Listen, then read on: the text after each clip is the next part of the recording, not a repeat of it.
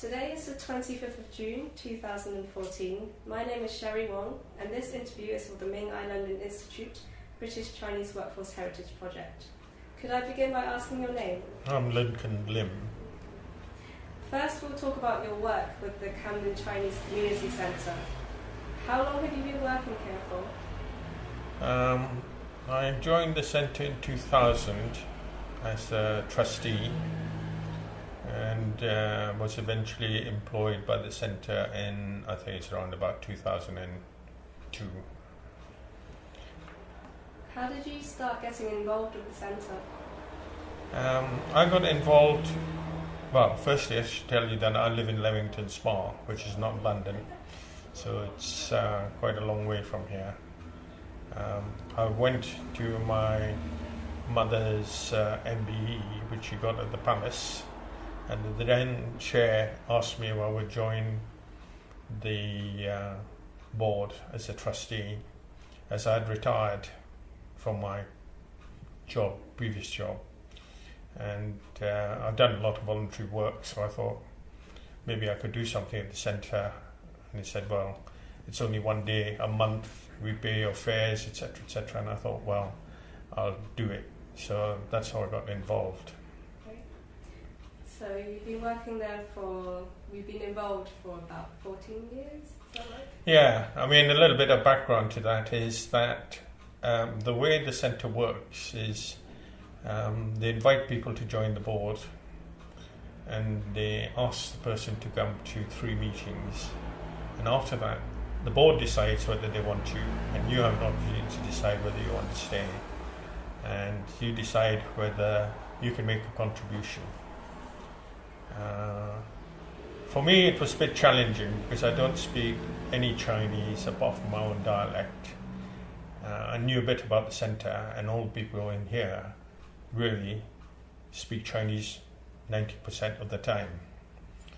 Okay, so I was concerned about communication issues.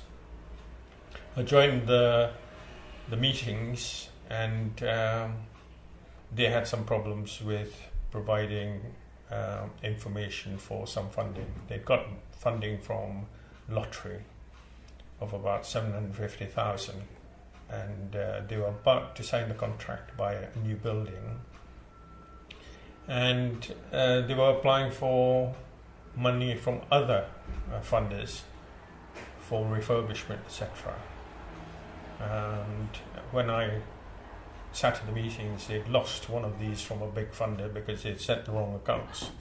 So I thought, well, although I know nothing about the public sector and I can't speak Chinese, I could help them out here. So that's the reason I joined them as a trustee. The problem after that was I said I could help them in the new building. They wanted me to be the manager of the new building project, and I refused to do it. I said I could act as a worker, a project manager for it, but not really responsible for the project. However, when I looked at the building with my layman's view of buildings and property, it wasn't going to be a suitable building. They paid $1 million for it. My view was it could cost them anything up to $1 million to refurbish it. It had no internal staircase. With my own learning of the subject, I found out that it didn't have the right license of use, so they couldn't really use it. There would have to be a lot of campaigning to be done. I reported that back to the board and said they had to do something about it, because by this stage the committee had given notice to the people who were occupying the building, because it was really a small business. Multiple people in there doing small business and living on the premises. So they'd given them all notice. They couldn't occupy the building, and that's how I got involved. I felt they needed to get professionals involved because they hadn't really got professionals involved. The chair and the treasurer at that stage thought they could handle the refurbishment, etc. which is incorrect. They left. I became the manager of the project. I then advised the board to find a consultant who knew how to fundraise and do different things, because, as I said, my view was they were going to have to find up to $1 million. And the board thought about it. I did quite a bit of work, and in the end, the board decided to appoint me as the consultant. So that's how I got involved in looking at the whole project and getting us to where we are now. So that's the background of how I got involved and how we're here. And the building that you're talking about, is it this building here, Tavistock? No.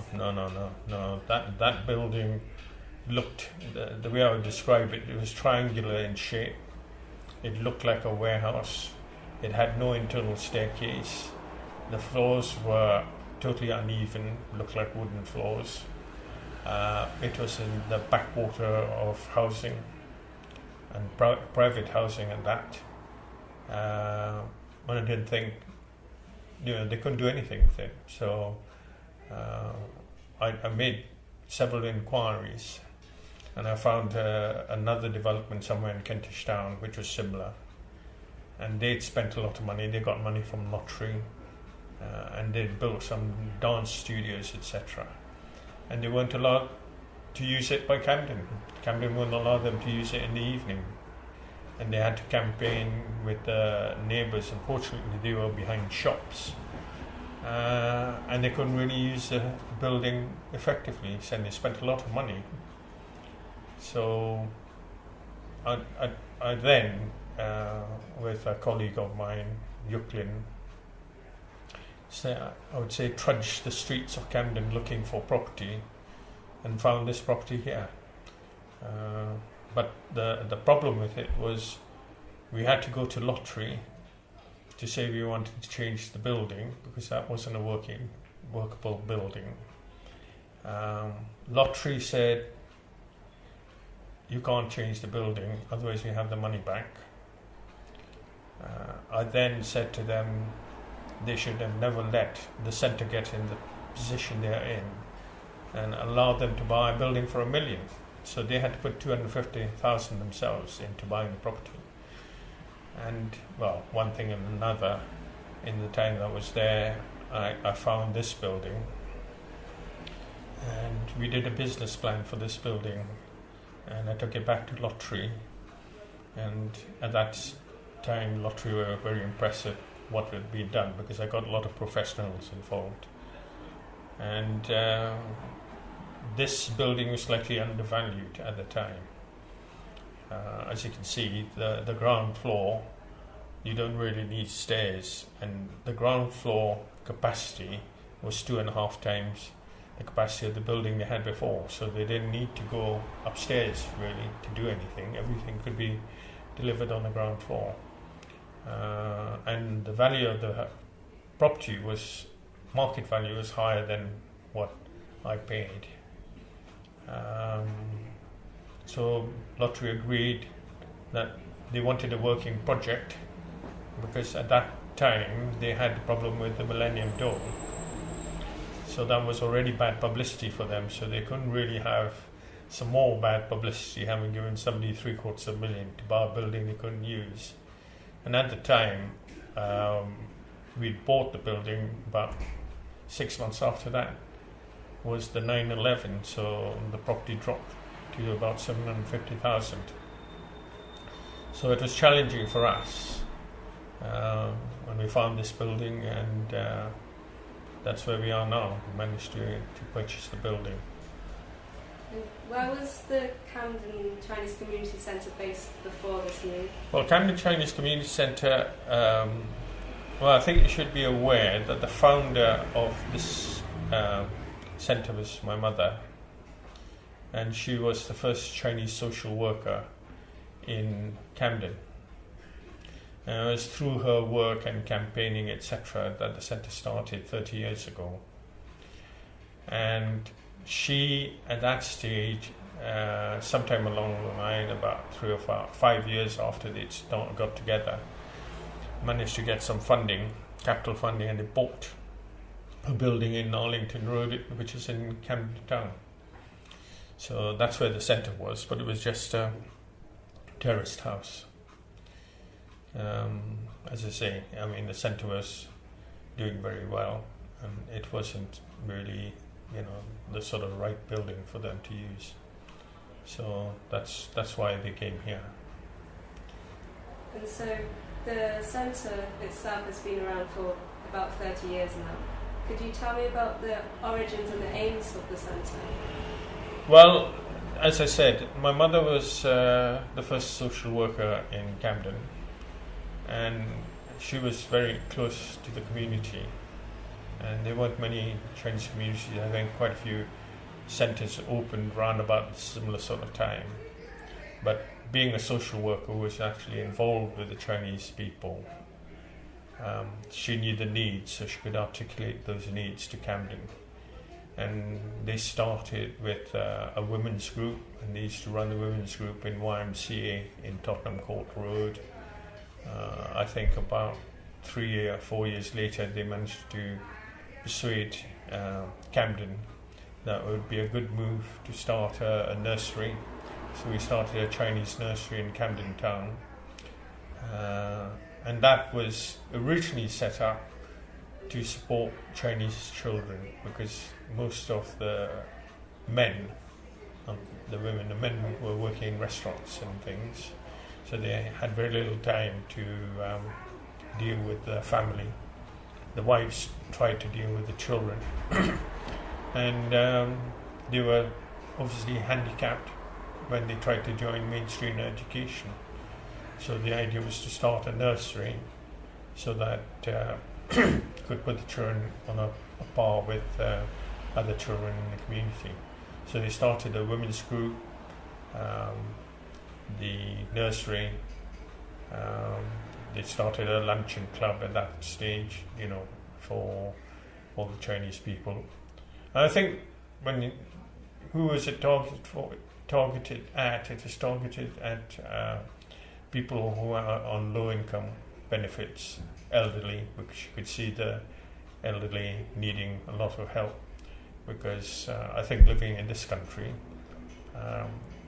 the tide had begun to change. A lot of them don't live at home. The children grow up and they leave home, and the parents are left on their own. And then there was a need for care, so we also started a domiciliary care service about 15-20 years ago. So I think it was always there as an objective to support elderly people. And today, I guess the membership, I would say something like 70% are elderly, over 65. So we carry on dealing with those people. And with all these services that were set up back when the centre was in its previous location, have these services developed since it's been here? Yes, they have. Well, I think the business way of looking at it is when it was in Arlington Road, I think turnover was between 250 and 300,000 a year. I was running a loss, at a loss, and staff were not paid the market rate pay. And obviously we didn't have a big caring business. I mean, today our turnover is around about 750,000, and we show a surplus every year, and staff are being paid market rate pay. So I would say yes. I mean, we lost funding for the centre 2 years ago.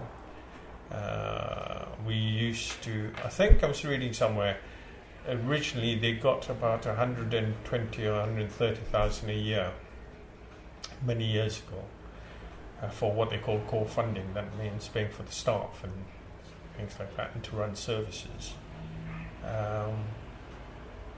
about 2 years ago, that funding went down to about 85,000, and then we lost it completely.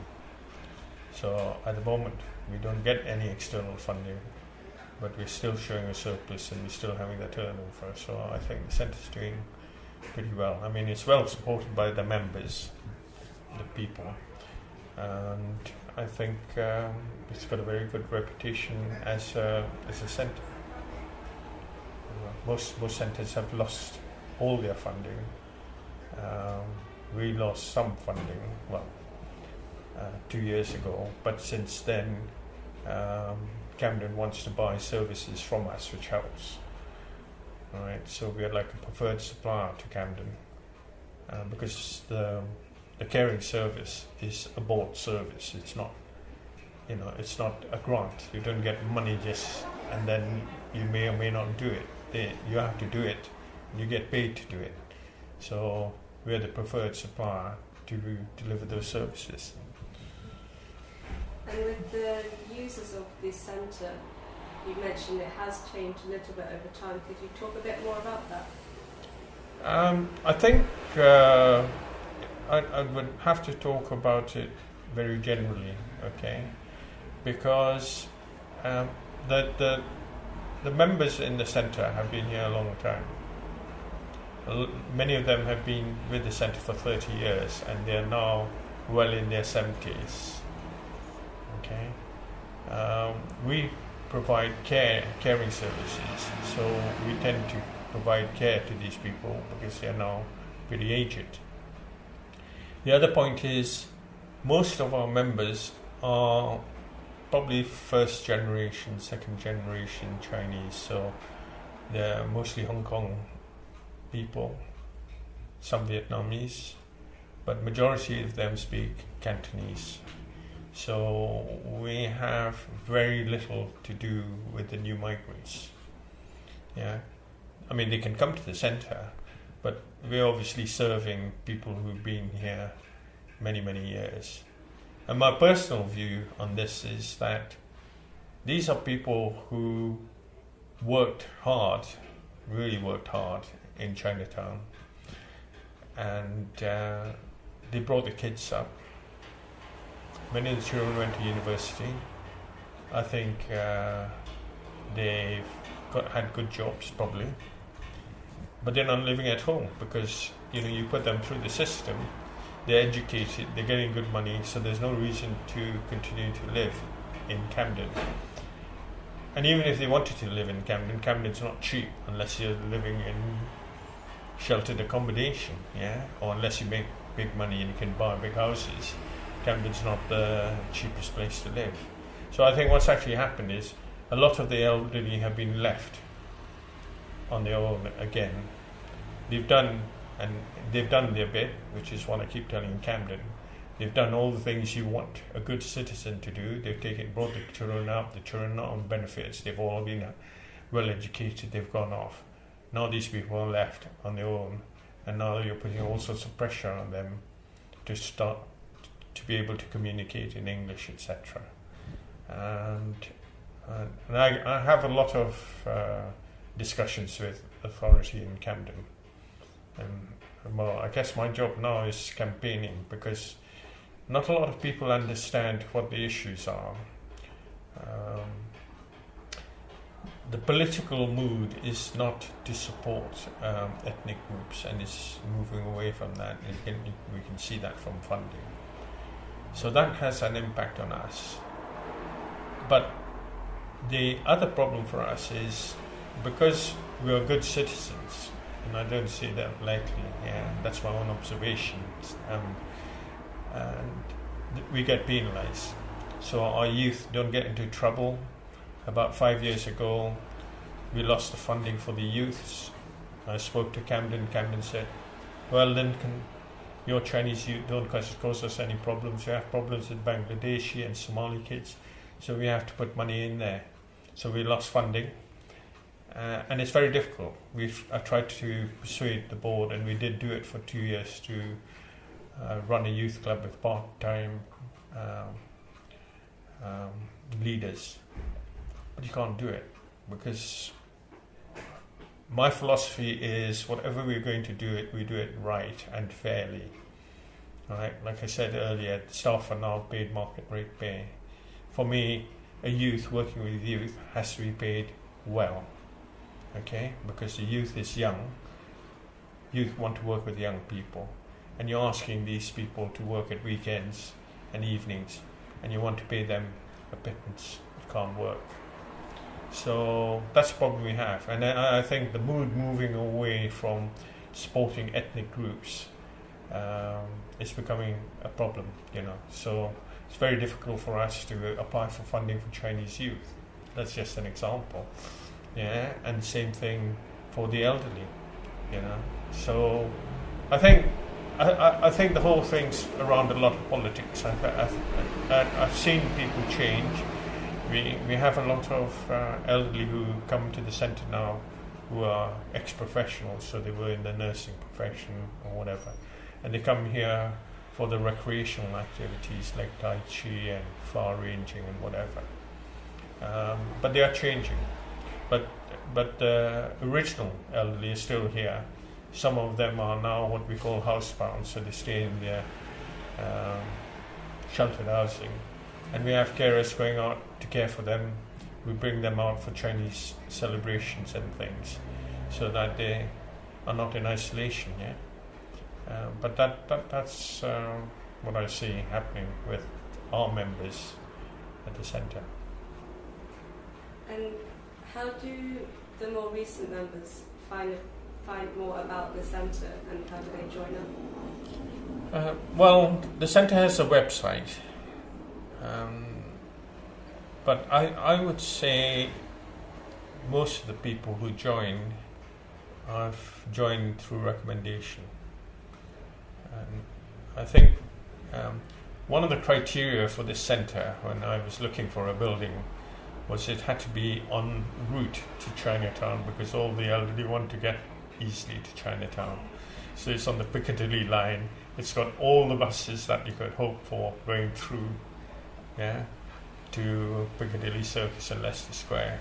So I think what actually happens is people from other centres come here. And what's also happened is the elderly tend to go wherever they can get something interesting or free. So they go to other centres as well. But because the other centres are running down, they tend to come here. So we get a lot of people who come in here to the luncheon club. We can get 40 people every day for celebrations. Over 100 people come here for lunch. So there's a heavy footfall in here. We run an advice service here, an advocacy service, because we have about 600 members on our books as volunteers. So for the services we offer, we escort elderly to hospital or to doctors, and we advocate on their behalf. We have somebody who goes with the council, social worker, whatever, to assess the needs, so we can articulate the needs of the elderly.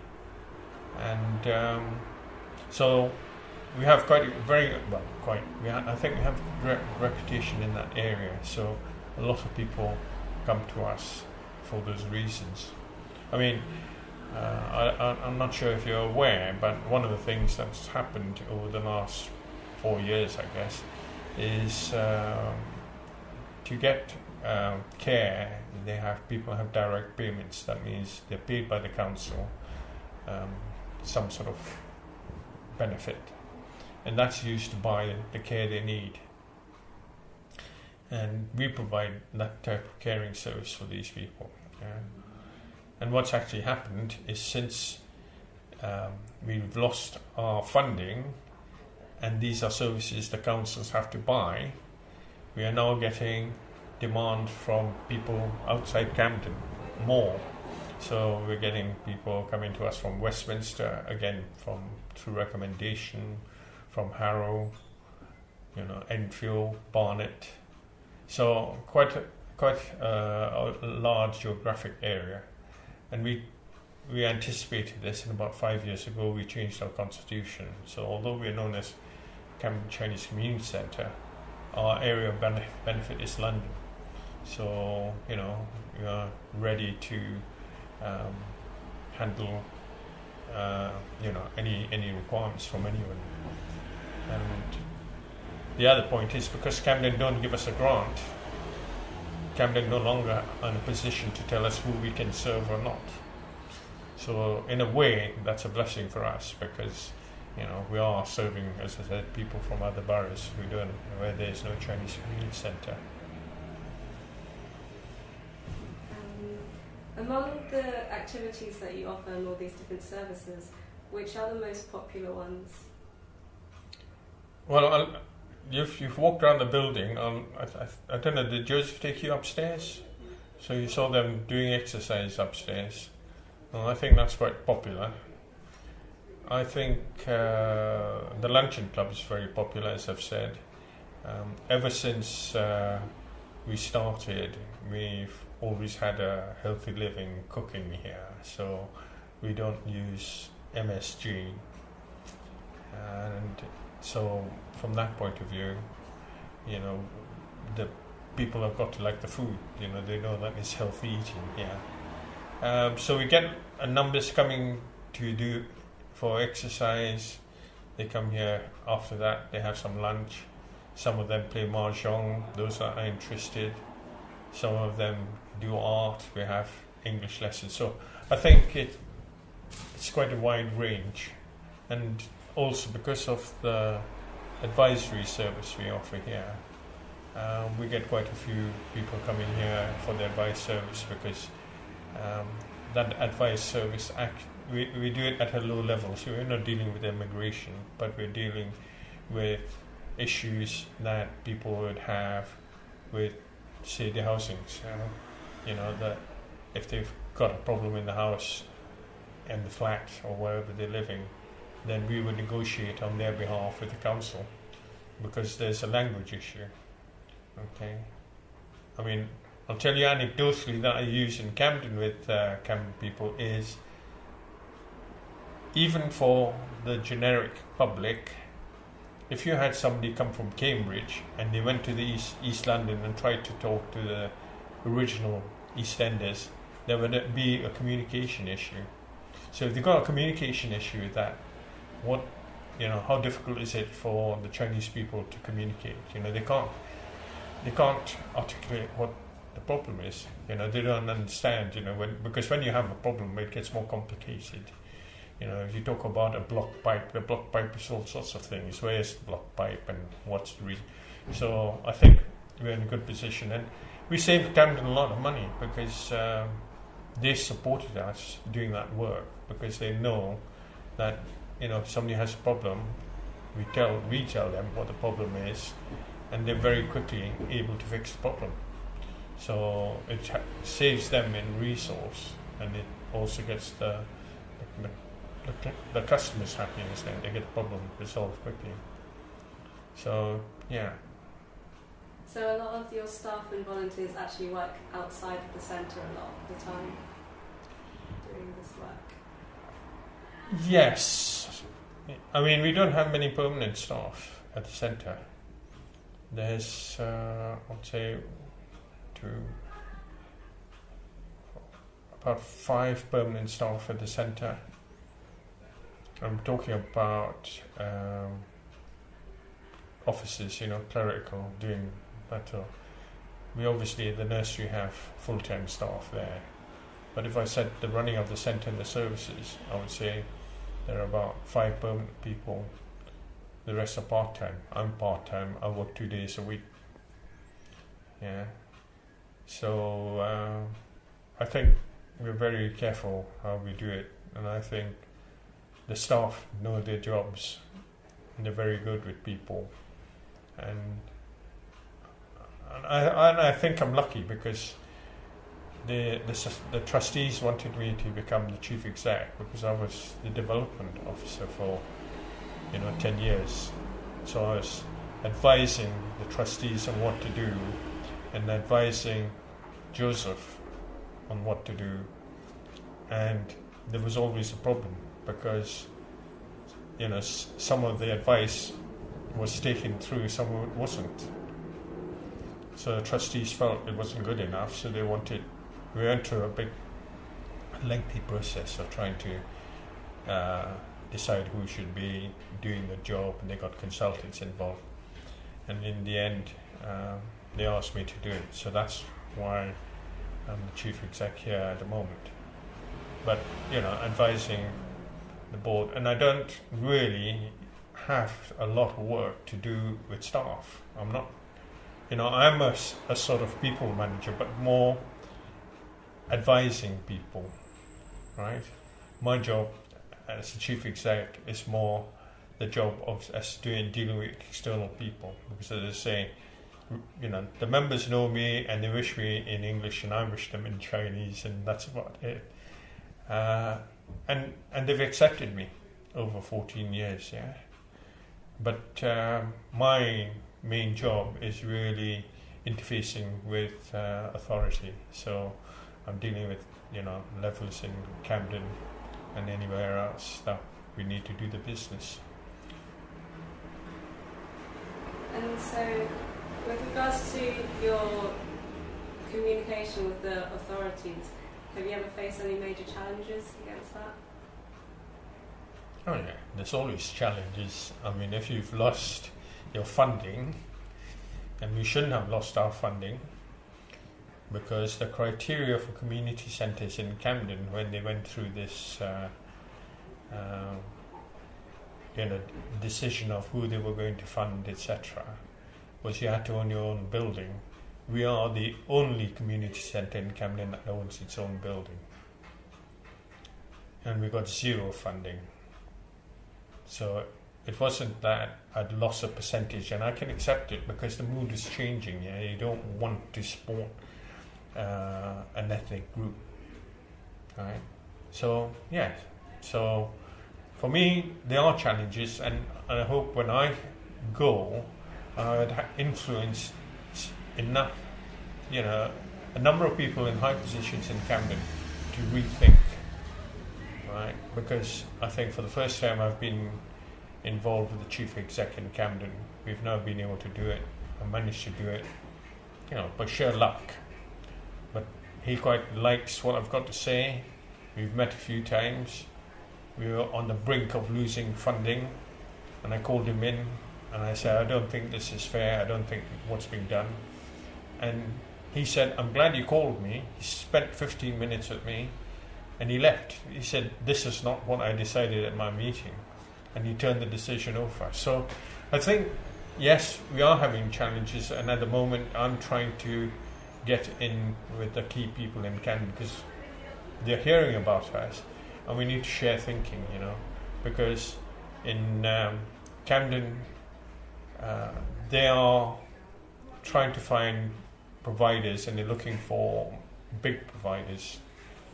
And in our caring business, the providers who can come in at £10 an hour, and I'm offering the service at 14. So from a business point of view, why do I want to pay £14 to Chinese Community Centre? I mean, if I can get it for 10. But there are a number of issues which people who sit up in the ivory tower don't know. These generic people can't speak the language. We speak about 4 or 5 Chinese dialects. Yeah, we understand the community. The community knows us. If you're a generic provider, are you going to be able to have 5 workers who speak 5 different languages? Are you going to be able to? I don't think so. And the problem, as I've said to them, is yes, you sign contracts with these big providers, and then somebody falls sick, somebody goes on holiday, somebody has an accident, and you can't provide the service. So what do? Your workers phone me and they want me to help them on the phone. I do it. But you've got to think hard. This is not the way to do the business, because you're taking me out of the line and you're employing somebody cheaper and they can't provide the service. And yeah, I think we have a lot of challenges, and it's trying to decide what the right way to go forward. I mean, they wanted to offer caring services as a 15-minute unit. When I was asked, I said we won't do it for less than half an hour. And what's the outcome? 18 months, 2 years later, the government is saying you can't do 15 minutes. There's no such thing as 15 minutes. You're only capable of doing a 15-minute care. By the time you walk in and walk out, 15 minutes have gone. So what care are you offering? And that's the same with Camden. And then Camden, when they put the attendants out, don't just want somebody to do the caring. They don't want somebody to help to get the person out of isolation. So for me, what I've said to Camden is I don't want to be involved in getting people out of isolation.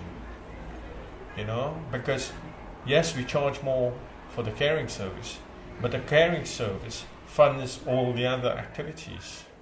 I don't get a grant, I don't get funding. So if I'm £4 more per hour, I use that money to support all my projects and look after my elderly people. If somebody's disabled and at home, or home being their council dwellings, and they got a problem, we do the work.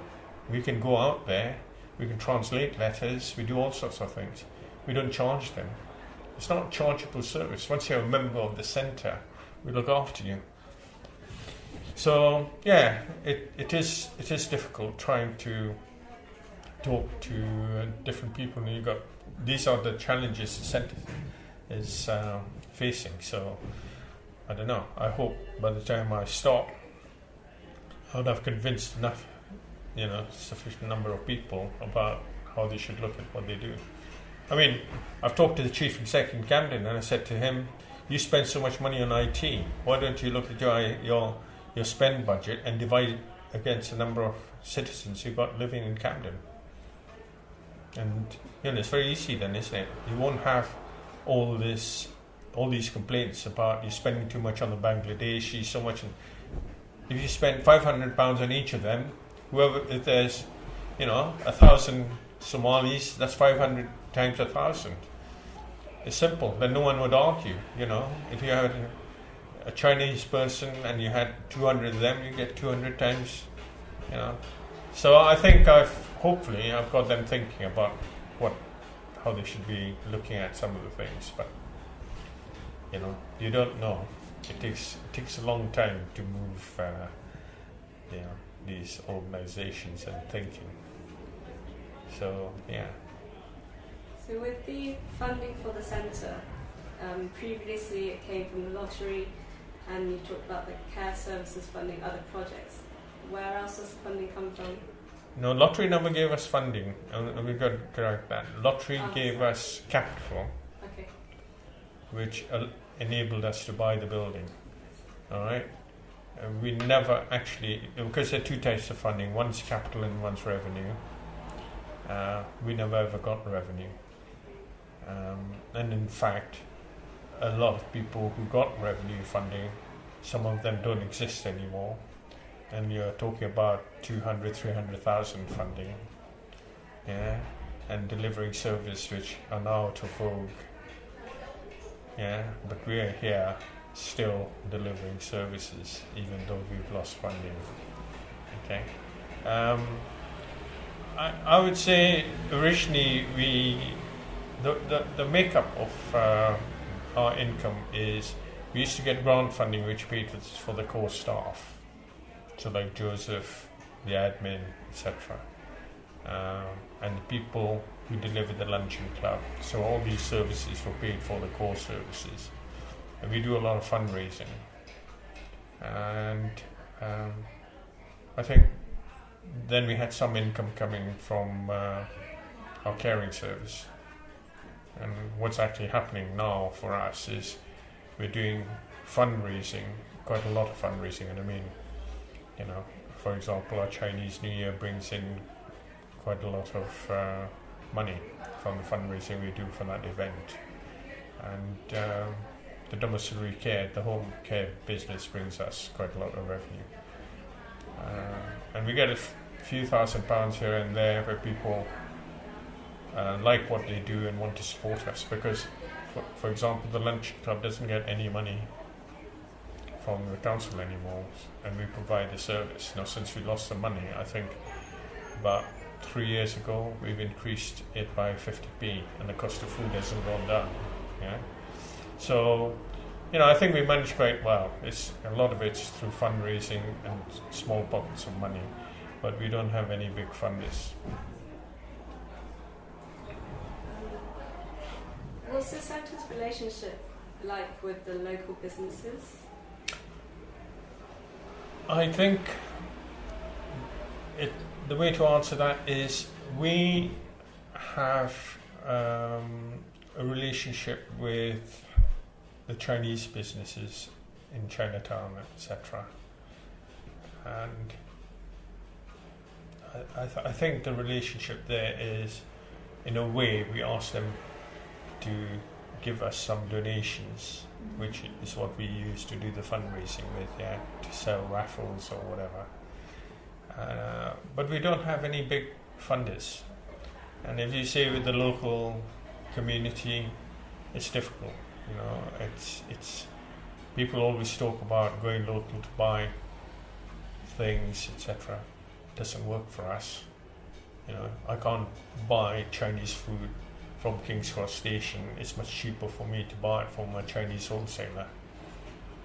So there are, it's a fact of life. That's if I'm going to try and run the business effectively, then I have to go where it's cost effective. Local people aren't. So no, it's difficult. I don't think we do have linkages, but we don't actually do a lot of business. Most of our donation people who donate anything. I'm not talking about large sums of money. I'm not talking about tens of thousands of pounds. I'm talking about dinner for 8 people or something, or a banquet or something, a voucher given to us. But it's done with restaurants that know us and food retailers in Chinatown. What significant events has there been in the history of the community centre? And I think the most significant event for the centre is probably the Queen's visit. She came to recognise the volunteering work that we do. Our youth were involved in Millennium Volunteering, a project that was nationwide. And it was a project that recognised the volunteering hours that the youth contributed in any form. Very similar to the Duke of Edinburgh Award, where the Duke of Edinburgh Award, the people got gold medals and silver medals. These, the youth members got a gold certificate or something saying how many hours. Well, I think the significance of that was they were working in the community. Because when they were interviewed by the panelists who visited, we had a couple of students here who had got placements in Cambridge and Oxford, and they said they felt that the placements they got was because of the work they did with the community and gave them a better understanding, because there's a gap between the youth and the older generation. And what this project did was we got involved with the British Museum, Transport Museum and a couple of others, and we were involved in what they call object handling. So the museum would bring artifacts from the museum, they would be taken to see the elderly, and they would strike up a conversation about the artifacts. So it's a point of conversation. And when the palace our names were put forward by the volunteering organisation, the national organisation, and we had the palace here to see what we did and demonstrated how the elderly volunteers and the youth volunteers intermingle and doing different intergenerational things. And they decided to bring the Queen here. So the Queen came here to see us, to find out what we did. So I think that's probably the most significant event for the centre. Could I ask you now about the Great Wall Society and your involvement in that society and how it was established? Okay, Great Wall again was founded by my mother and because she felt there was a need for specialist housing for elderly people, elderly Chinese people. And with the work she was doing, she'd observed that a lot of Chinese people were going into generic elderly care, and they were very isolated. She'd been to places where you saw a Chinese person sitting in a corner. And I think if you think about the first generation Chinese people, a lot of them didn't speak a lot of English. I think what's known is when people get old, they sort of revert back to their childhood. And quite a few of them can't eat English food. So there were all these issues around supporting elderly people. And so after she started the centre in 1988, around about then, she managed to get funding and managed to persuade the Housing Corporation to get involved. And they got a mortgage to buy a property in Camden Road, where we have today 9 elderly residents in there, Chinese people. And they have their own ensuite room, and we provide care, we provide the food for them there. And that's how it started. And the Great Wall itself, she used to try and run it, and she couldn't run it like a true business. And problem is she's 92 now, so about 6 years ago we took it over. But even then, you know, at 80 something, it was very difficult, because one of the things that happened was when I came on board and we bought this building, she resigned from the management committee here, and but then Great Wall had been established, so she was managing Great Wall herself. And one of the problems was that she's lost the connection with the centre here. And I mean, losing connection is really the way the service is being delivered, what's actually happening with the service, how the politics is moving on. So in a way, although she was talking to many people about housing, in terms of actually running the service, she was isolated. And so in the end, she and the board agreed to appoint us as the people to manage the facility, which we've done. And, well, as usual, a success story, I suppose, because they've got 8 bedrooms, they were half occupied, running more or less at a loss. Since we took over, they're running as a full accommodation, waiting list, and they're actually having, you know, a surplus, and the service is well liked by all, you know, because again, that's really done on a recommendation basis. So we got a lot of people who know of it and who want to go and stay. I think the key with Great Wall is that my mother got involved in providing a service to the Chinese people, and in the end it turned out to be mostly elderly. Her ambition was to set up a care home, an extra care home, which is a little bit different, right? The extra care home is a home for the elderly where they dispense medication and things like that, right? Sheltered housing doesn't do that. So Great Wall is sheltered housing, but not extra care. But I think, unfortunately, she didn't get the right support. A lot of people said they would, but didn't. So she never achieved that ambition to get extra care. But then the political mood has changed now, It's not easy to have care homes just for Chinese. I mean, the Bangladeshis have it, but then they managed to get it started when they could get the capital funding to do it for that community, and so they managed to reap benefits from it, because you do make some money on the service, and you're able to grow the facilities they have.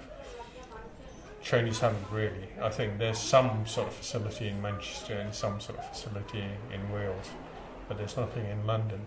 So that's what Great Wall is. Great Wall is her idea of trying to provide accommodation for elderly, but she wants to move it on to extra care, which hasn't happened. And do you think there's potential for this expansion? Well, I'm in a way,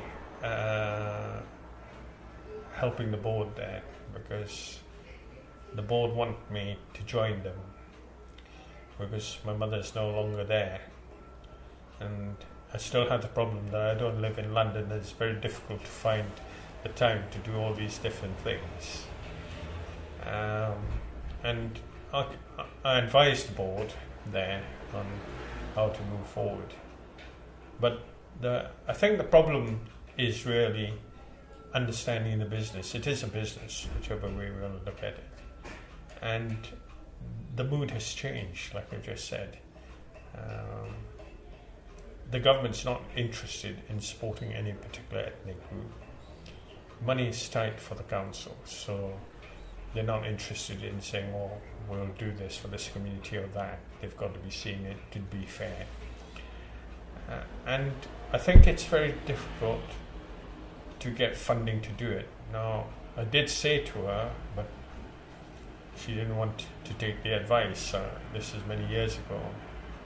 I did say to her, what you could do is join forces with somebody else, run a care home.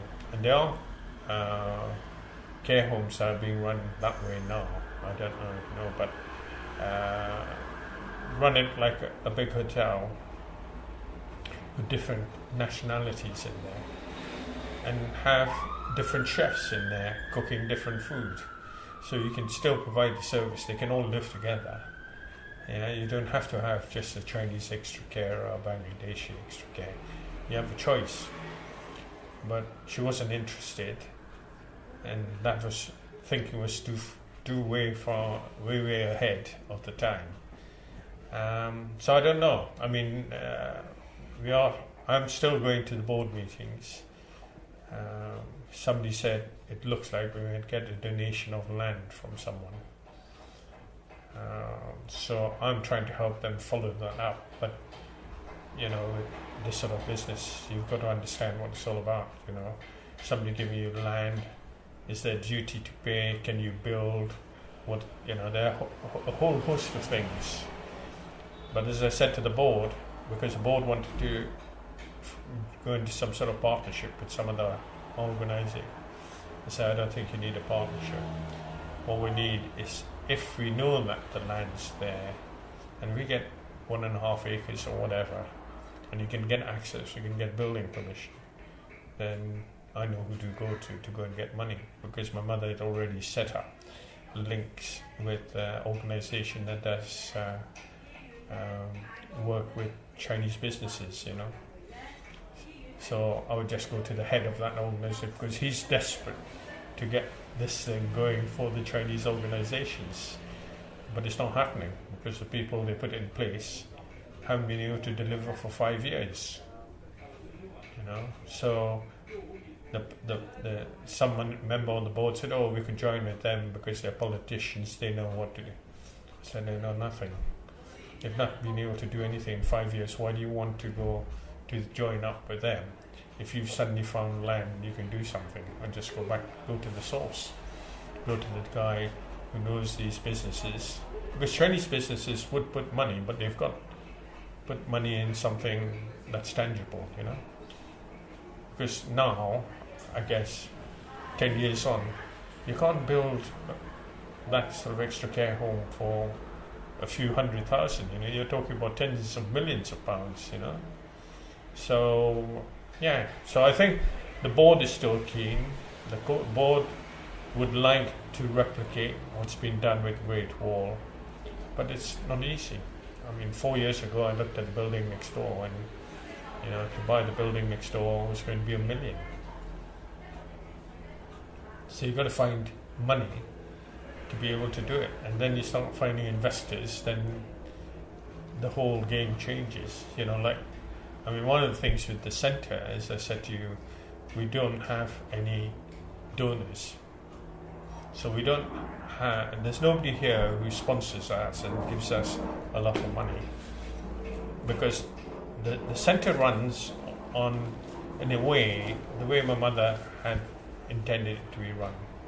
And that's why I'm here still, and interested in doing it, because the centre is not directed by someone who's got money in their pocket to say, I would like you to do this, or I'd like you to do that, I would like you to deal with this.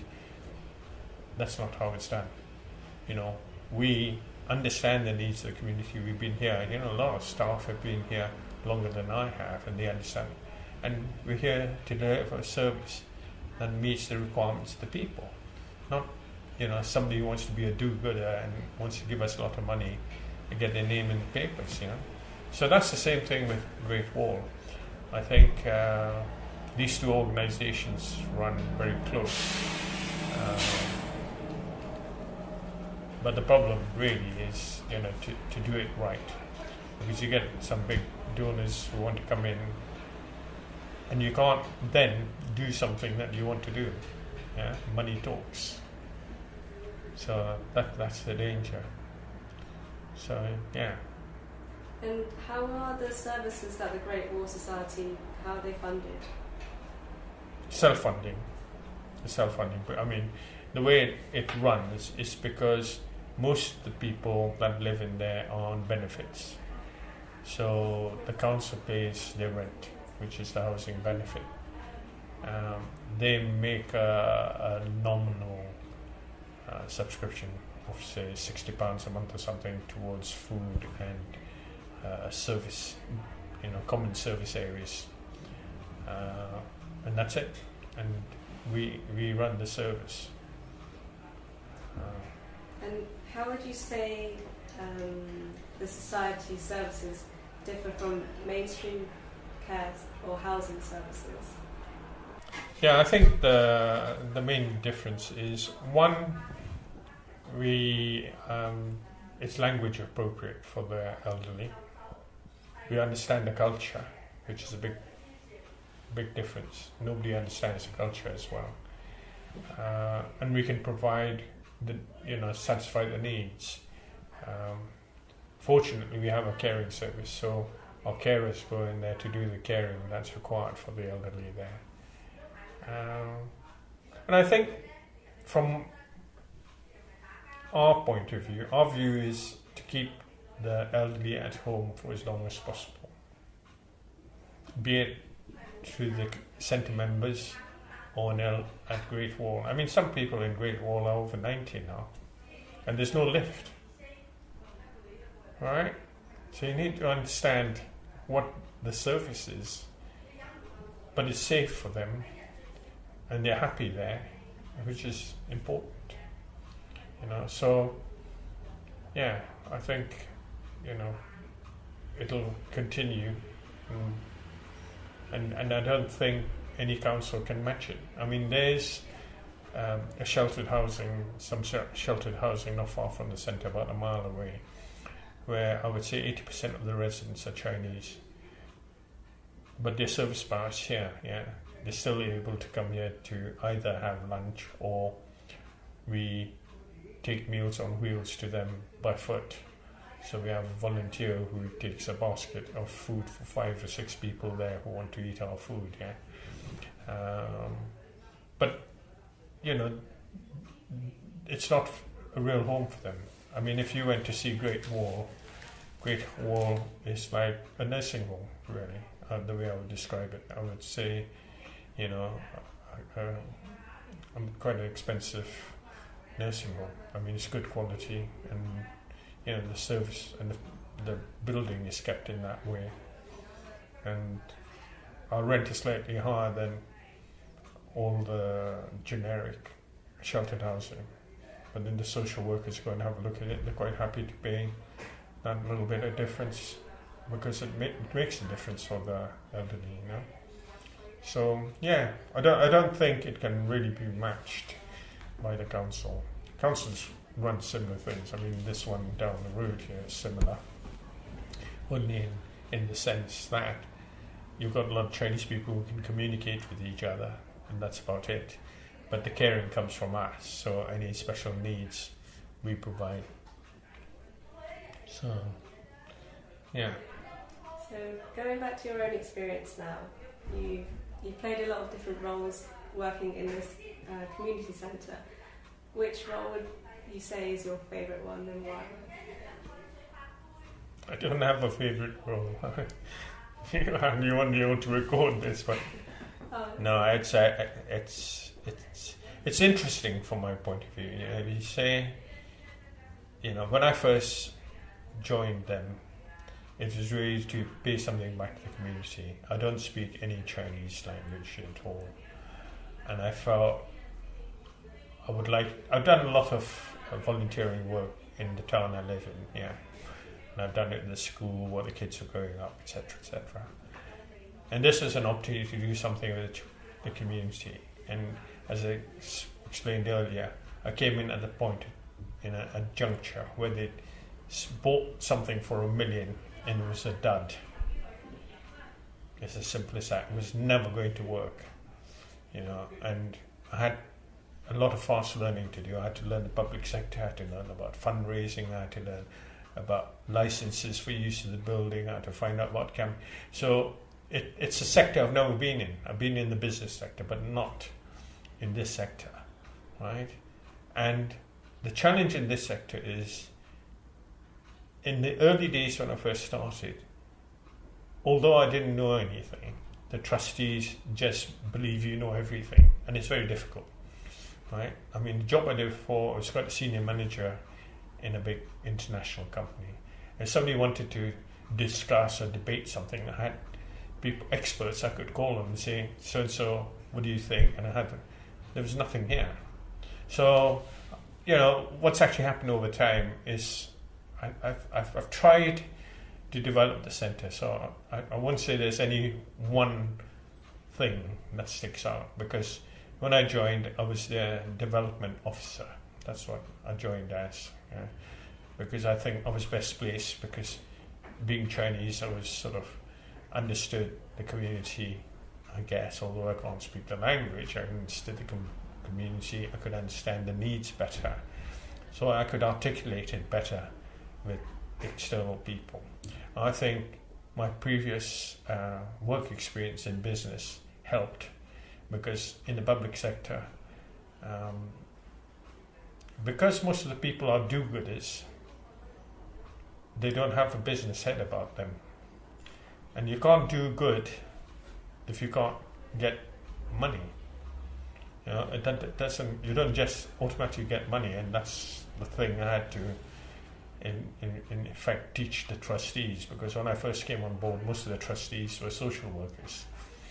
And the trustees now have changed. We don't have any social workers; they're mostly professionals. But you've got to look at it as a business. So, from my point of view, I don't know. I suppose what I've enjoyed is having brought the centre from what I was saying, not doing very well, to where it is. And I'm hoping when I leave, they'll be sustainable. I mean, when we lost the funding, the head in Camden, I asked him to come to see me, and we're always talking and smiling, I can do that as well. And when I asked him to come to explain what had happened, because I said, we met the criteria, but we didn't get the funding.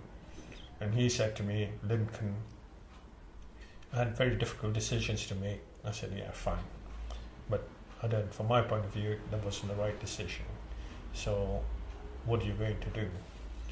And I said, if you give me 100,000, I'll go away and never come and ask you for any more money. And he said, well, he and some of his staff said to me, what are you going to do? Because they knew it's very difficult, to go fundraising. I said, we'll manage. I said, my ambition is I will not sack anyone or continue to provide the service, because they always come up with new criteria, you need to do innovation.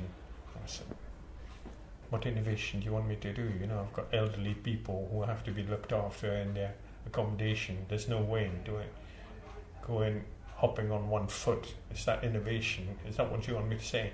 I have core service to deliver, and that, I believe, is Camden's responsibility. You don't want to do it, I will do it. I can't walk away from it. And that's, I guess, what we've done. I mean, whether we're going to continue to succeed, I don't know. It's going to be difficult.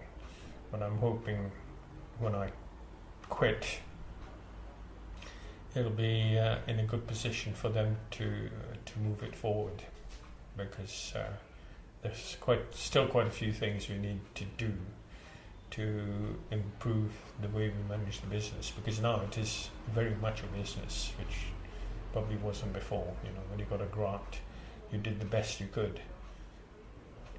Today, the best you could is not good enough, because if you can't do it, somebody else is going to do it, and if the price is not right, you're going to die. So when you ask me, it's a difficult one to answer. I can't say one is better than the other. I think it's the end goal for me.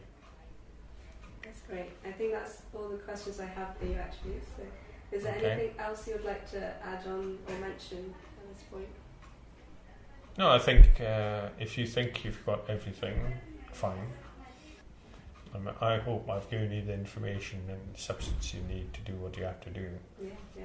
But if you think there are gaps, just call me, and I'm quite happy to fill in the gaps. Thank you for your time, and thanks for sharing your experience. Okay, pleasure.